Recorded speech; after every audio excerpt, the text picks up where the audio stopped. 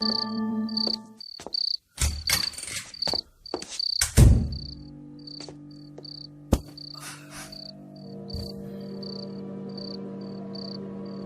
काफी थका हुआ था जब सोने गया।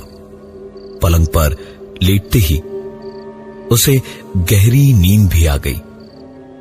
सोते सोते ही डेविड को एक अजीब सी उलझन होने लगी।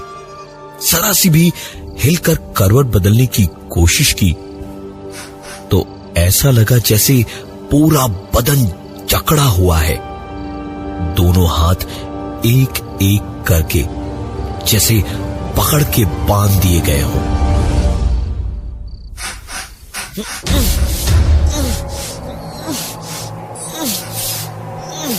लाख चाहने पर भी डेविड हिल नहीं पा रहा था।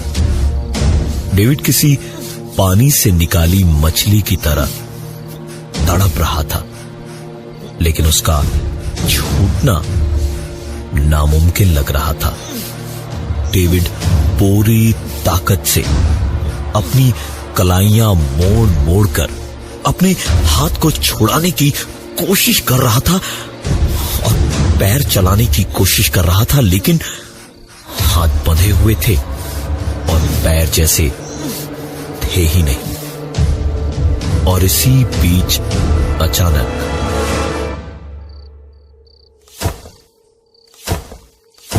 ऐसा लगा जैसे डेविड के चेहरे पे बहुत सारी गीली मिट्टी फेंक दी गई हो।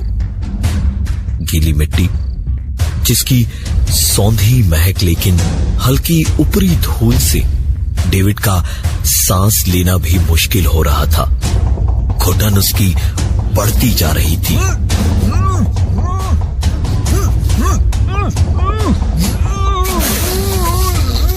जब एक बार फिर डेविड बुरी तरह से हाँफ रहा था।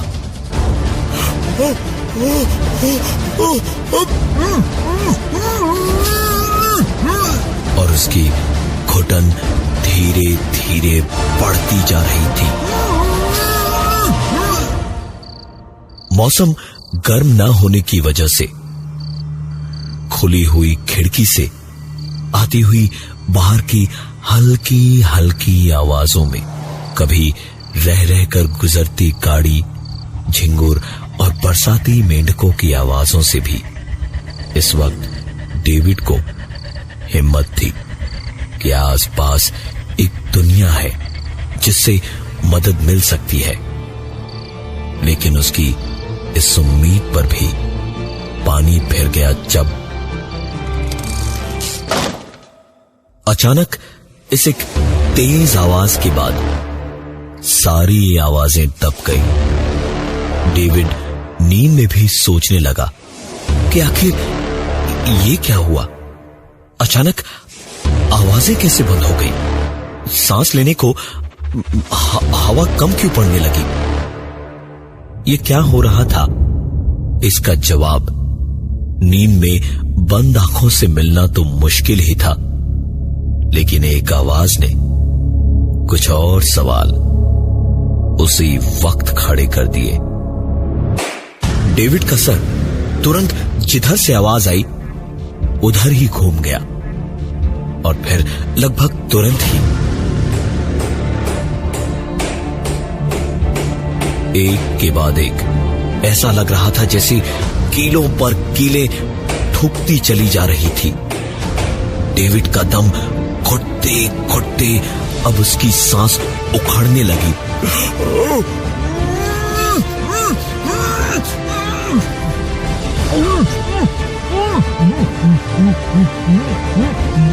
डेविड बुरी तरह से एक सांस लेने को तड़प रहा था और अब जीने के लिए कुछ तो करना था। अपने बदन की पूरी ताकत एक कोशिश में झोंक दी और एक झटके में हाथ पैरों की हड्डियों का सारा जोर लगा के डेविड जब एक लंबी गुस्से से भरी चीख के साथ जागा,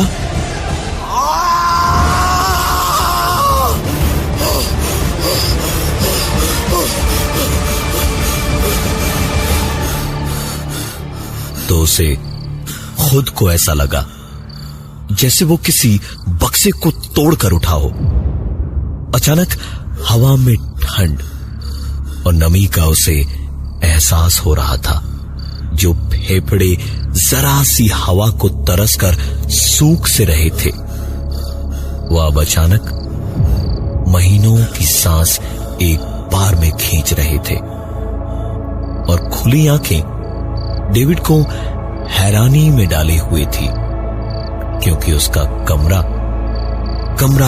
बिल्कुल ठीक था। न कहीं मिट्टी, न कहीं गंदगी थी, न कहीं कोई दूसरा इंसान या कुछ भी। लेकिन ये एक पल की हैरानी और आजादी एक बार फिर से डर के पिंजरे में एक छोटी सी आवाज से कैद हो गई।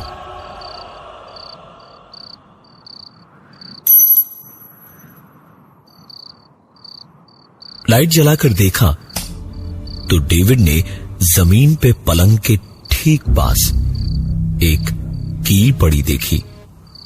यहां कील कहां से आई?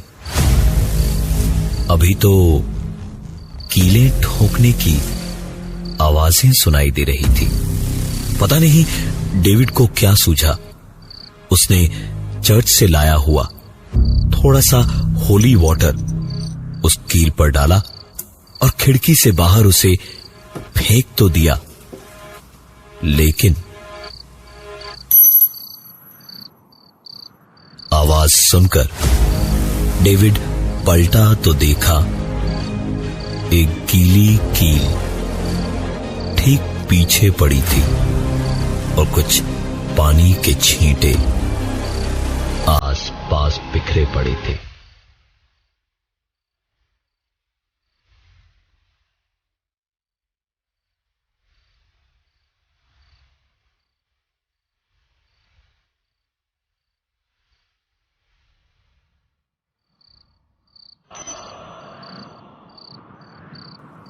डेविड ने पीछे देखा और उसकी आंखें हैरत से कहीं ज्यादा खौफ से बड़ी होती चली गई।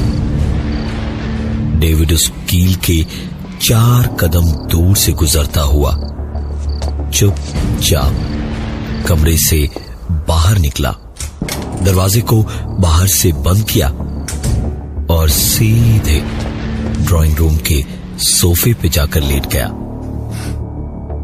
कुछ देर तक लेटे रह के दिन भर की थकान से भरे डेविड को कुछ ही देर में नींद भी आ गई और आज की रात आराम से कट गई। सुबह उठकर डेविड ने सबसे पहले अपने कमरे का दरवाजा खोला तो देखा कमरे में कोई कील वील नहीं थी। सब कुछ वैसा का वैसा था। पूरा दिन यही सोचते सोचते निकल गया कि ये हुआ क्या, सपना, सच, आखिर था क्या ये। दिन भर घर के बाहर ही बीता और रात तक डेविड अपने दिमाग में यह पक्का फैसला कर चुका था कि रात जो भी हुआ सब कुछ बस एक बुरा सपना था और सब कुछ ठीक है। रात को आज जरा देर से ही डेविड सोया। गर्मी आज बहुत ज्यादा थी, इसलिए उसने खिड़की दरवाजे बंद करके एसी चलाकर सोया डेविड। और सोने के थोड़ी देर के बाद ही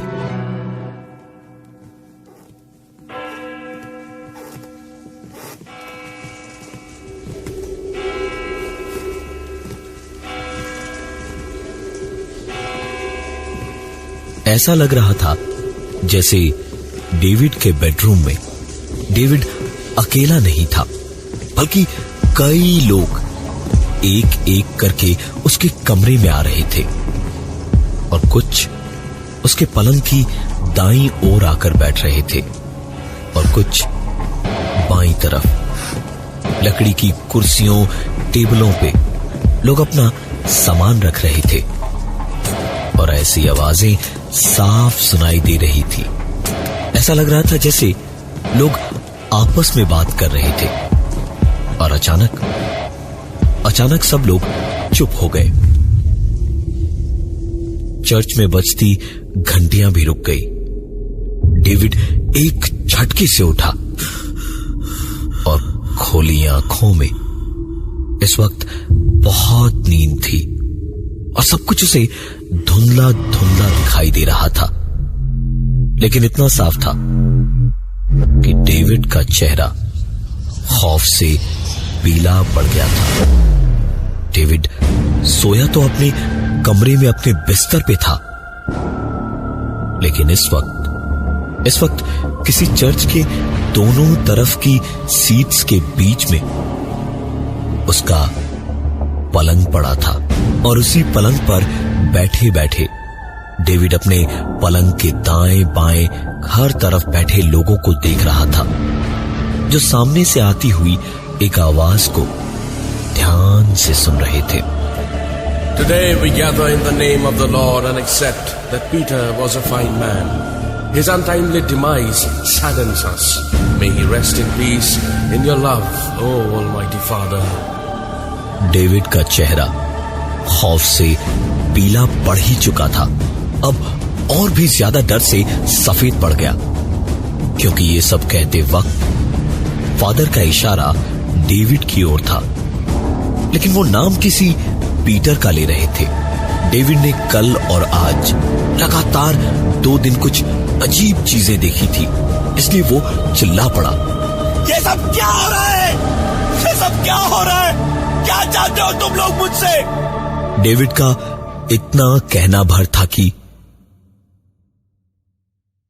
आगे पीछे चर्च के कोने कोने में बैठा हर एक आदमी डेविड की ओर पलट के बोला,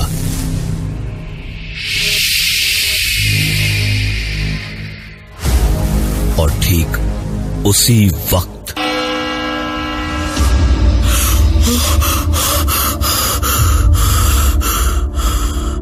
नींद से जाग के लेटे लेटे ही डेविड अब और ज्यादा हैरान था। इस वक्त उसे अंगारों पर फेंके किसी बिल्ले की तरह उछलकर पलंग से उठ जाना चाहिए था, लेकिन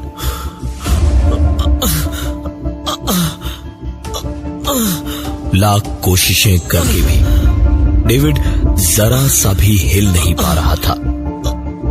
उसकी छाती के ऊपर जैसे बहुत भारी कुछ रखा था, जिसको वो हिला भी नहीं पा रहा था। किसी इंसान के लिए ये किसी सजा से कम नहीं था कि जहां उसे सबसे ज्यादा महफूज होना चाहिए, वो वहीं पर सबसे ज्यादा बुरी तरह फंसा हुआ था। डेविड ने अब अपनी सारी ताकत हिम्मत इकट्ठी की और पिछली रात की तरह एक झटके से उठा तो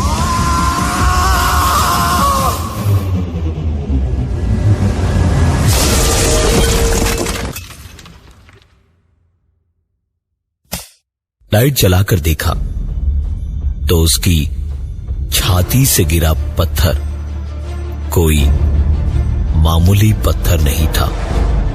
ये एक कब्र का पत्थर था, जिस पर लिखा था पीटर परेरा 1979 to 2014।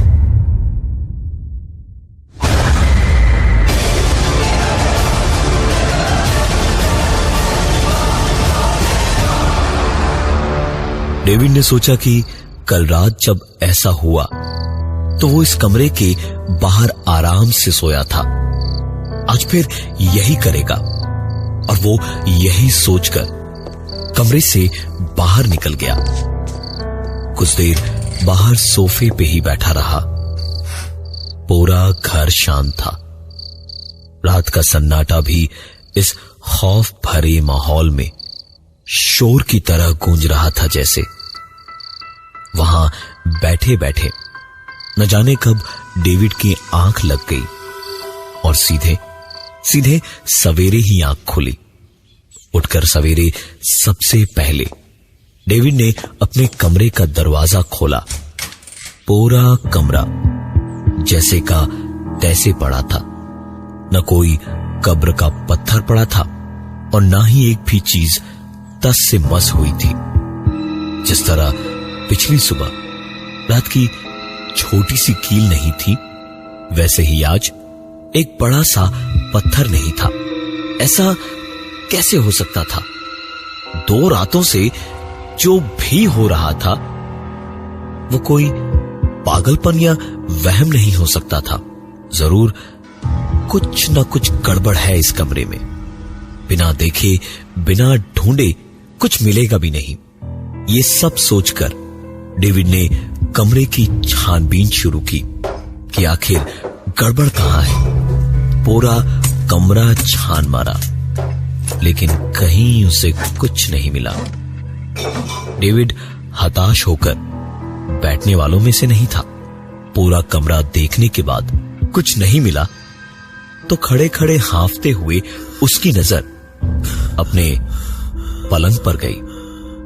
इतना बड़ा भारी भरकम महाराजाओं का पलंग, कहीं इसी में तो कोई राज नहीं था। ये सोचकर पूरी ताकत लगा के पलंग को खिसकाने गया तो उसके पसीने छूट गए।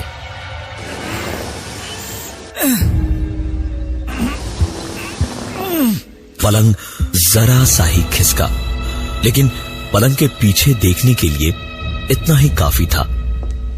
डेविड ने झांक कर पलंग के पीछे देखा तो उसकी आंखें जो देख रही थी उस पर यकीन कर पाना मुश्किल ही था।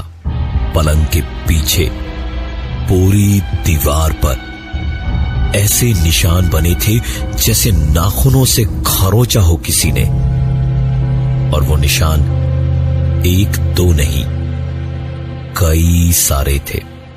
डेविड हैरानी भरी निगाहों से उन निशानों भरे दीवार को देखता हुआ जैसे ही पीछे हटा तो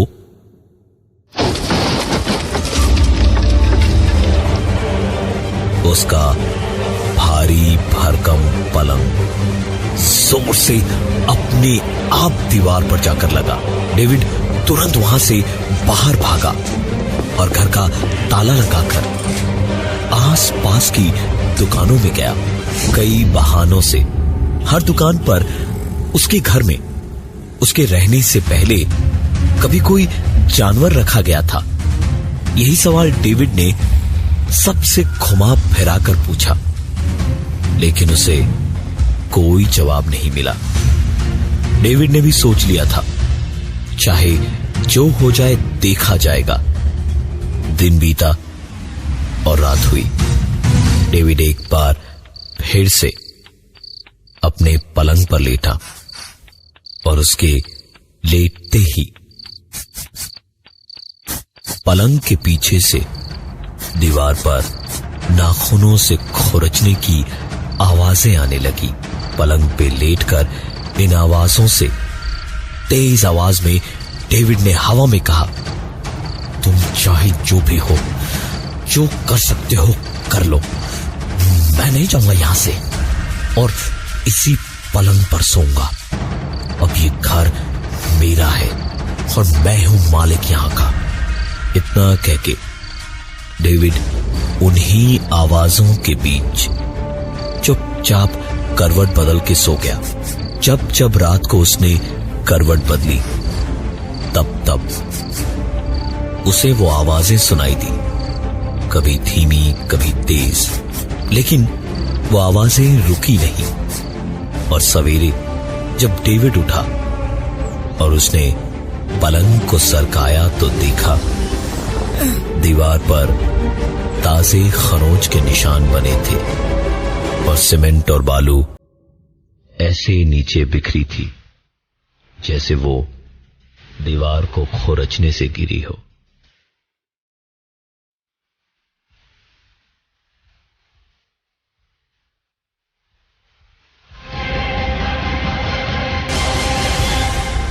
डेविड अब समझ गया था कि हो न हो इस पलंग का ही मामला है ये। उसने पूरा पलंग ध्यान से देखा तो पलंग के एक कोने पर नाम दिखाई दिया, सिद्धि फर्निचर्स, चांदनी चौक, दिल्ली 6, और एक नंबर लिखा था उस पे 245B005। डेविड को अपने सवालों का जवाब यहीं से मिलना था। बहुत ढूंढने के बाद उसे वो दुकान मिली तो देखा काफी पुरानी लेकिन एक आलीशान फर्नीचर की दुकान थी।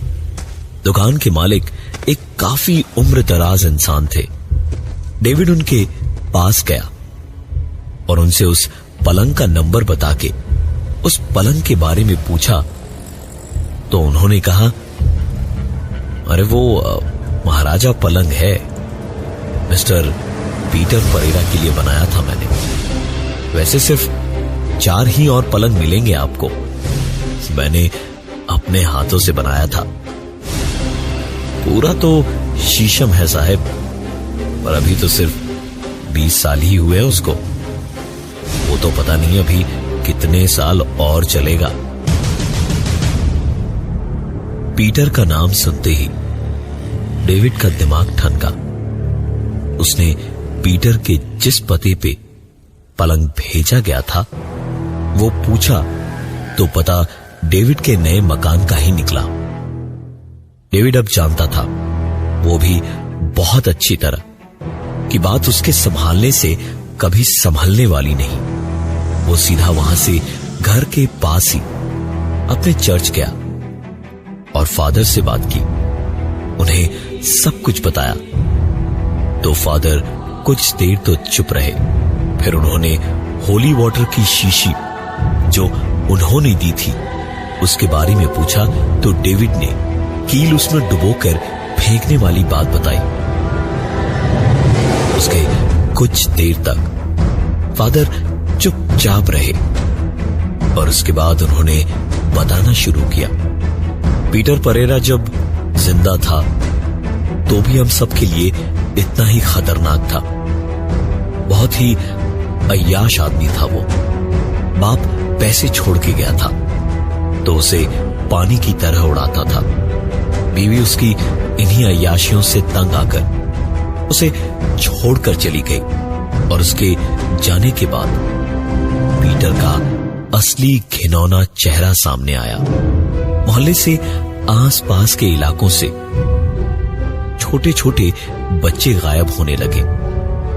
एक दिन एक बच्चे की चीखें सुनकर जब उसके घर का दरवाजा तोड़ा गया तो पता चला कि पीटर बच्चों को अपनी हवस का शिकार बनाकर उसी पलंग के पीछे हाथ पैर और मुंह बांध के तब तक उन्हें भूखा प्यासा रखता था जब तक वो मर नहीं जाते थे।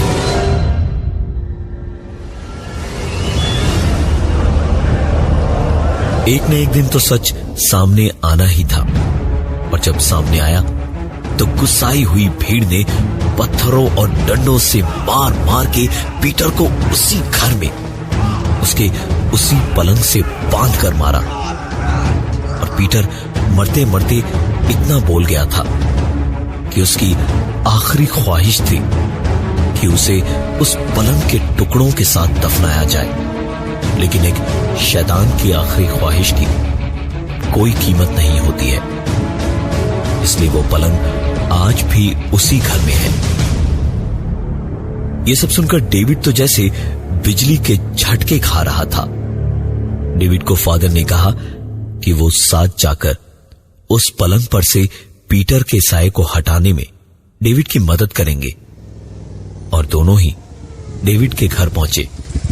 फादर ने होली वाटर की शीशी निकाली और कुछ बोलते इससे पहले ही डेविड को कुछ याद आया तो उसने तुरंत पूछा, लेकिन मेरे सपने में तो आप पीटर के बारे में बहुत अच्छी अच्छी बातें बोल रहे थे, ऐसा कैसे?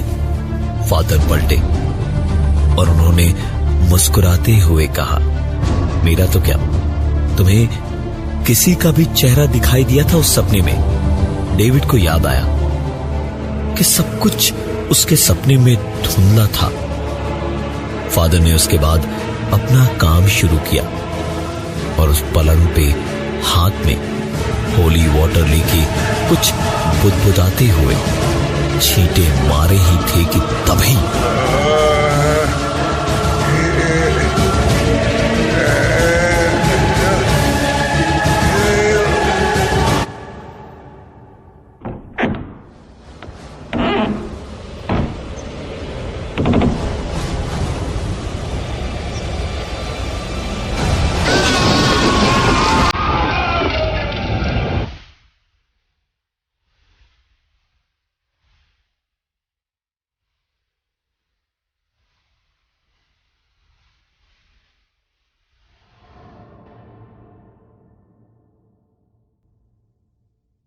फादर मॉरिस और डेविड दोनों के नाम पर आज भी गुमशुदगी की रिपोर्ट दर्ज है। वो मकान पुलिस ने आज भी सील किया हुआ है, पर पड़ोसियों का कहना है कि कभी कभी